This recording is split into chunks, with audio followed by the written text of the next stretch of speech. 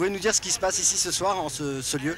Aujourd'hui c'est Hanouka, voilà. Ça fait une semaine, tous les jours on allume les bougies.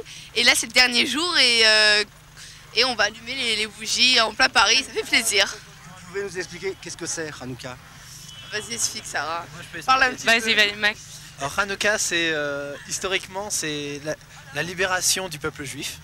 Donc ça s'est passé au temps du temple en Israël, quoi. Il y a 2000 ans de ça. Et finalement, il y a eu un miracle qui s'est passé. Et le miracle, c'est quoi? C'est que cette fiole est restée allumée 8 jours.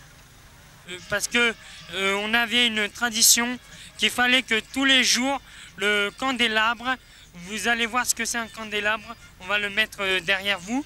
Il fallait que tous les jours, il soit éclairé. Et donc si vous restez, vous allez voir Monsieur Nizambaum qui va vous en dire un peu plus. C'est Monsieur Nizambaum. C'est un des représentants du Bet Lubavitch à Paris, avec Rav Asimov là-bas. Il faut l'interviewer là. Le grand Rav de Paris. C'est le symbole de la victoire de la lumière sur l'obscurité. D'accord. Et qu'est-ce qui va se passer dans cette soirée? Alors nous allons, après avoir dit quelques mots pour expliquer le sens de la fête, c'est le dernier soir de la fête ce soir, nous allons allumer le chandelier que vous voyez dressé derrière vous.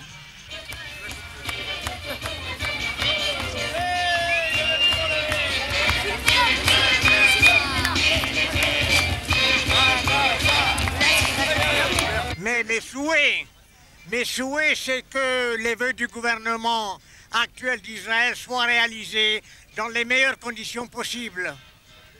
Ce sont lesquels? Ce sont lesquels? Les vœux. Ce sont lesquels? La sécurité d'Israël et l'entente avec les Arabes, autant que possible. Il est né le divin enfant, jour de fête aujourd'hui sur terre. Il est né le divin enfant, chantons tous son avènement. Le sauveur que le monde attend, pour tout homme et la vraie lumière.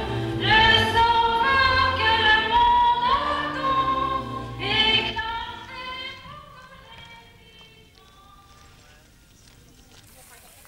Bonjour madame, je peux vous poser une question? Je vais vous poser une question. Vous venez à la messe pour Noël, mais les autres jours?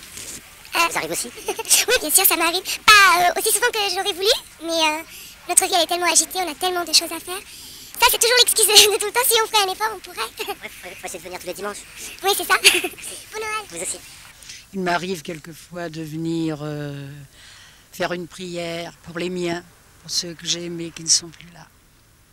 Et pour prier pour la paix sur terre, que les hommes cessent de s'entretuer. Votre souhait pour 97?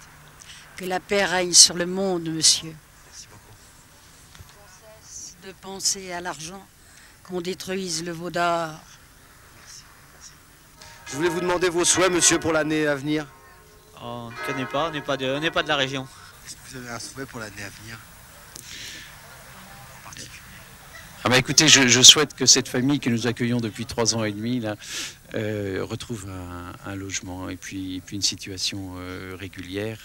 On travaille à la préfecture de police pour obtenir ces papiers enfin et puis ce logement. Donc ça c'est le plus gros souhait de l'année.